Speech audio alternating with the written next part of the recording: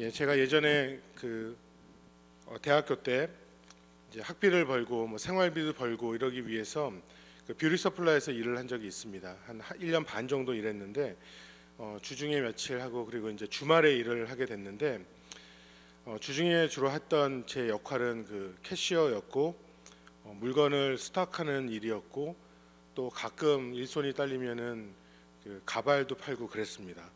그래서 제가 가발도 굉장히 잘합니다.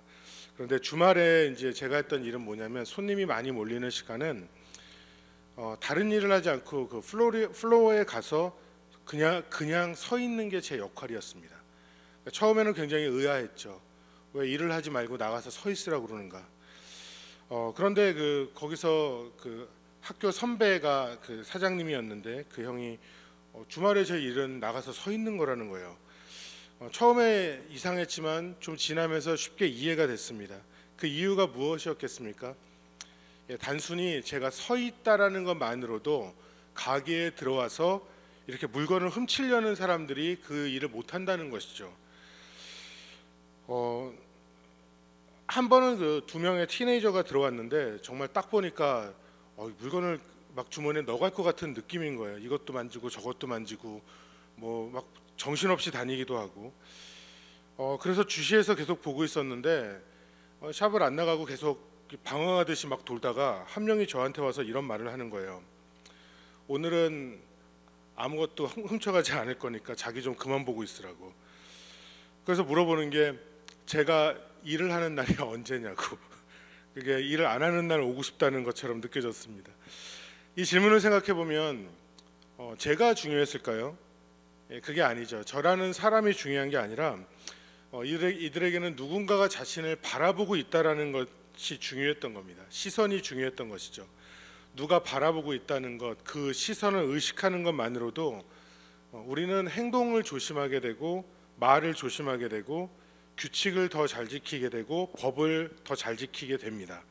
쉽게 생각하면 속도 카메라가 있다라고 알고 있는 곳을 우리 중에 어느 누구도 속도 위반하면서 그곳을 지나가지 않으려 하는 것과 같습니다.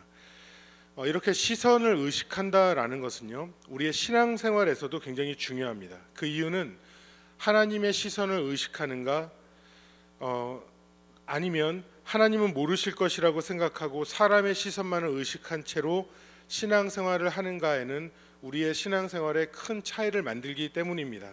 특별히 우리의 속마음은 더욱더 그렇습니다. 왜냐하면 하나님께서는 우리의 말과 행동을 보시는 것만이 아니라 우리의 생각을 감찰하시는데 그 밑바닥에 있는 것이 무엇인지까지 우리 주님은 다 아신다라는 것이죠.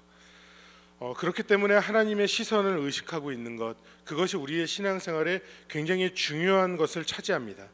오늘 말씀은 우리의 신앙생활에서 일어날 수 있는 세 가지 경우에 대해서 예를 들어 보여주면서 하나님 앞에서의 우리의 외적인 신앙생활뿐만이 아니라 우리의 내면의 모습, 속마음까지 진실해야 한다라는 것을 오늘 말씀에서는 보여주고 있습니다.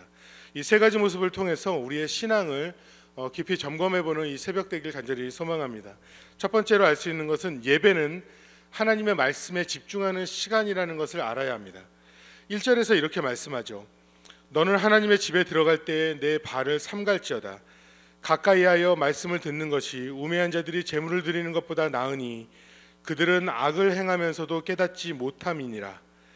이 구절에서 굉장히 의미 있다라고 생각되는 표현은 우매한 자의 제물이라는 것과 그들이 악을 행한다는 것입니다. 여러분, 이것이 어떠한 것을 말하고 있습니까? 유대인들은 돈에 대해서 굉장히 현실적으로 가르칩니다. 지금도 마찬가지겠지만 2000년 전에도 역시 유대인들은 돈을 소중히 여겼고 돈을 모으고 사용하는 것에 대한 탈무드의 가르침을 지속적으로 자녀들에게 전하고 그대로 따르고 있습니다. 이들에게는 이런 말도 있죠. 탈무드에 보면 세상에는 중요한 것이 세 가지가 있다. 첫째는 돈이고, 둘째도 돈이고, 셋째도 돈이다. 그러니까 이들은 돈을 숭배하는 것은 아니지만 가장 현실적인 삶에서 영적으로 살기 위해서는 돈에 대한 성경적인 가치관을 가지고 살아가는 것이 너무나 중요하다라는 것을 가르친다는 겁니다. 저는 이들의 이 가르침에 주목해야 한다고 생각합니다. 쉽게 말해서 돈을 사용하는 것을 보면 그 사람이 어떤 사람인지를 알 수 있다는 것이죠.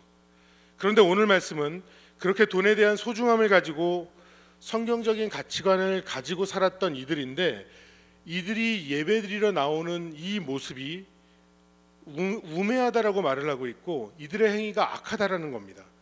그 이유가 본문을 보면 무엇이겠습니까? 이것은 재물을 가지고 헌금하는 그 행위에 의한 것이 아니라, 그것이 악한 것이 아니라, 재물을 가지고 나와 헌금하는 것이 예배의 전부인 줄로 알고 있는 자의 그 모습이 우매하고 악하다는 것입니다. 다시 말하면 재물을 가지고 나왔으니 이미 자신은 예배에 할 일을 다 했다라고 느끼는 영적인 교만함과 하나님의 말씀에 대한 갈급함이 전혀 없이 그냥 나와서 하나님 말씀을 귀담아 듣지 않는 것, 그것은 하나님을 업신여기는 것과 같고 이것이 우매하기 때문에 죄가 된다는 것이죠. 구약을 보면 이스라엘의 타락한 시기에 선지자들의 외침마다 동일한 외침을 하고 있는 것을 발견합니다. 이사야서 1장 11절 12절을 보면 이런 말씀을 해요. 여호와께서 말씀하시되 너희의 무고한 재물이 내게 무엇이 유익하뇨? 나는 수장의 번제와 살찐 짐승의 기름에 배불렀고 나는 수송아지나 어린 양이나 순 염소의 피를 기뻐하지 아니하노라. 너희가 내 앞에 보이러 오니 이것을 누가 너희에게 요구하였느냐? 내 마당만 밟을 뿐이니라.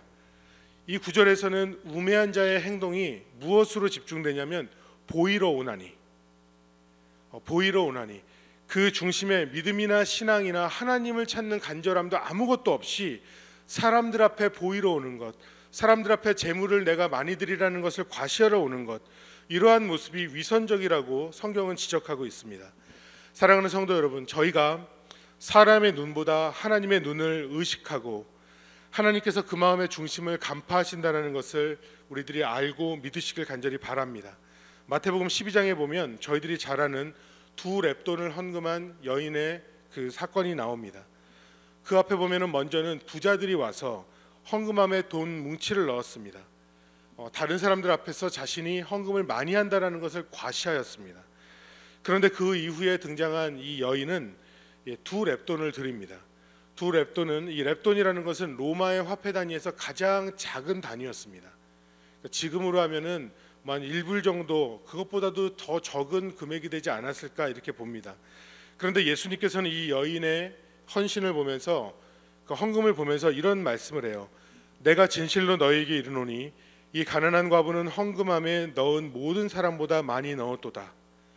예수님의 이 말씀은 무엇이 큰가에 대한, 양에 대한 말씀이 아니라 무엇이 진정으로 하나님 앞에 위대한가, 그러니까 빅이 아니라 그레이스에 대한 말씀하신 것이고, 자신의 모든 것으로 평가되는 그 표현되는 두 렙돈을 헌금하고 주님 앞에 예배하러 나아오는 이 여인의 자세와 마음의 중심, 이것이 귀하다고 주님이 말씀하신 것입니다. 사랑하는 여러분, 예배는 우리들이 예배에 나올 때 많은 것을 생각하고 많은 것을 바랄 수 있지만 예배의 핵심은 주님을 찬양하고 하나님의 말씀 앞에 나아오는 것입니다. 그 말씀 앞에 내 마음을 열고 주님의 말씀을 듣고 그 말씀을 가슴속에 새기고 이 말씀으로 살아가기 위해서 온 힘을 다하여 주님 앞에 나와 서 있는 것, 그렇게 우리의 모든 것을 드리는 것, 이것이 예배의 시간임을 기억하시고 예배 때마다 하나님의 말씀이 내 삶 속에서 살아 역사하는 경험을 하는 그런 귀한 여러분들 되시기를 간절히 바랍니다. 두 번째로, 기도는 하나님 앞에 진실하게 고하는 시간임을 알아야 됩니다. 2절 말씀에서 이렇게 말씀합니다. 너희는 하나님 앞에 함부로 입을 열지 말며 급한 마음으로 말을 내지 말라. 하나님은 하늘에 계시고 너는 땅에 있음이니라. 그런즉 마땅히 말을 적게 할 것이라. 무슨 말씀입니까? 이 말은 충동적으로 기도하는 순간 생각나는 대로 기도하지 말라는 것입니다. 이 기도는 하나님 앞에 준비되어 있지 않은 것을 말합니다. 왜 본문에서는 이러한 기도를 드리지 말라고 이렇게 전하고 있습니까? 본문에 보면 하나님은 하늘에 계시고 너는 땅에 있나니, 하나님은 천지를 창조하신 하나님이라는 겁니다. 모든 거의 주인 되신 분이고 우리의 필요를 우리의 기도 전에 이미 알고 계시는 분이라는 것입니다. 사랑하는 성도 여러분, 우리가 왜 기도하는 것이죠? 하나님은 다 알고 계시고 공급해 주신다고 약속하셨는데 왜 할 필요가 없을 것 같은데 우리는 기도해야 합니까? 기도 생활을 영성 생활이라고 저희들이 말합니다. 그 이유는 기도하는 시간이 나의 영성이 자라나는 시간이기 때문에 그렇습니다. 깊이 생각하고 필요한 것을 하나님께 기도하고 기도의 응답을 받을 때에 우리의 믿음은 자라납니다. 그리고 하나님께서 우리의 기도를 듣고 계심, 그리고 살아계심을 우리는 더욱더 느끼고 확신하게 됩니다. 그래서 우리는 더 기도하는 것이죠. 또한 기도하면 정말 내가 마땅히 구할 바가 무엇인지를 더욱더 알고 기도하게 되고, 기도하면서 내가 내 자아로 욕심으로 구했던 것을 내려놓게 됩니다. 그래서 우리는 기도하면서 영적으로 더 자라나고 하나님의 마음을 더 많이 알고 주님과 소통하게 되는 것이죠. 그런데 준비하지 않은 기도는 두 가지 특성이 있는데, 하나는 중언부언하는 것이고 자신에게도 정리되지 않은 말을 계속적으로 반복하는 것이고, 또 다른 하나는 자신의 욕심을 위해서 기도하는 것입니다. 하나님과 전혀 관계없는 제목과 소원의 기도, 자신의 안전과 성취만을 구하는 기도.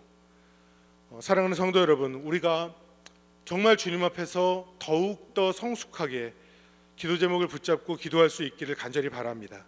하나님께서는 그 기도하는 제 마음의 중심을 아신다는 것입니다.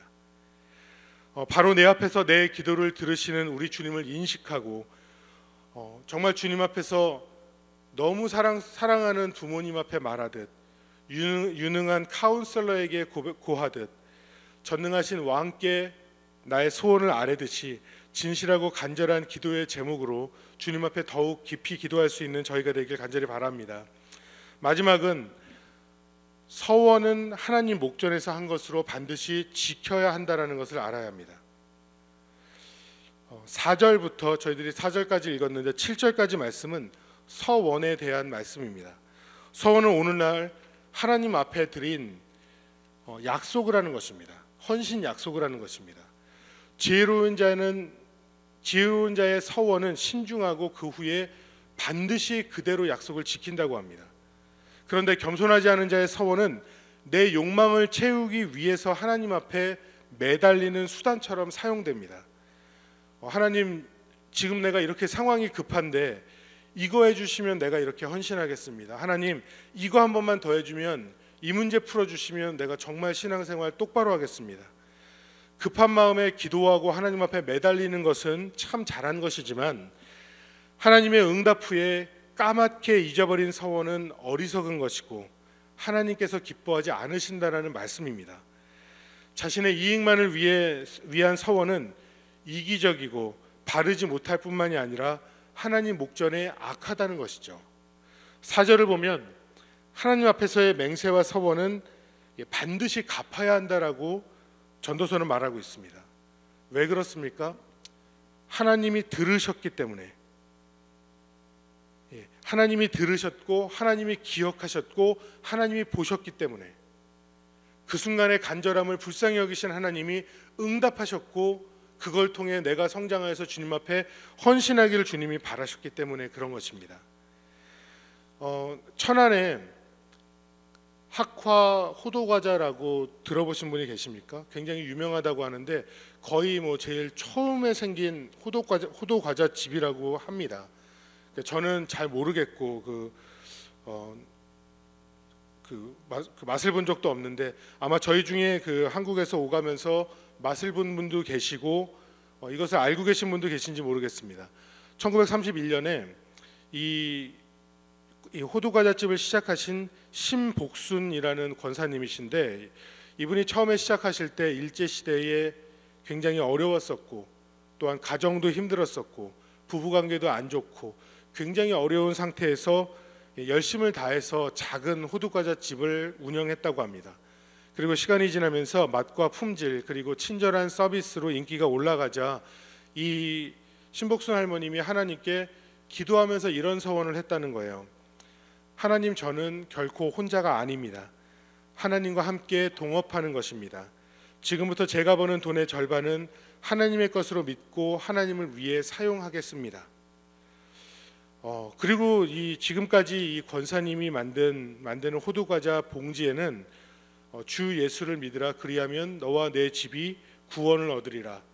이 사도행전 16장 31절의 말씀을 봉투에 적어놓고 그 인쇄해서 이것을 사용하고 있다고 하는데, 이 권사님께서는 서원한 대로 수입의 반을 정말 하나님 앞에 헌신하고 평생을 주님 앞에서 그 말씀을 지키면서 하나님의 은혜를 받으면서 살았다는 겁니다. 지금까지 그 교회 예배당을 7개나 이렇게 지었다고 하는데, 이 삶을 돌아보면 이런 생각이 들어요.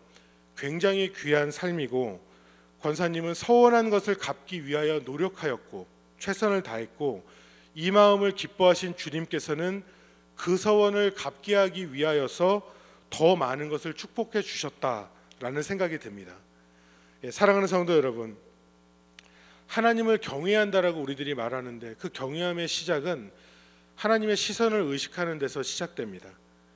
저희들이 코람데오라는 단어를 많이 쓰고 잘 알고 있죠. 이것은 라틴어로 하나님 앞에서라는 뜻입니다. 코람데오의 신앙, 내 앞에 계신 주님의 시선을 의식하며 경외함으로 말씀의 잔치가 되는 예배의 삶, 그리고 정말 응답받는 기도의 삶, 그리고 간절한 서원과 그 서원을 지키는 축복을 받는 삶을 사는 것. 그래서 정말 내 목전에 계신 하나님께서 나를 통하여 기뻐하시고 영광 받으시고 나를 통하여 주님이 계획하신 일들을 그대로 이루어 주시는 귀한 삶, 그런 삶을 사는 저와 여러분이 되기를 예수님의 이름으로 간절히 축원합니다.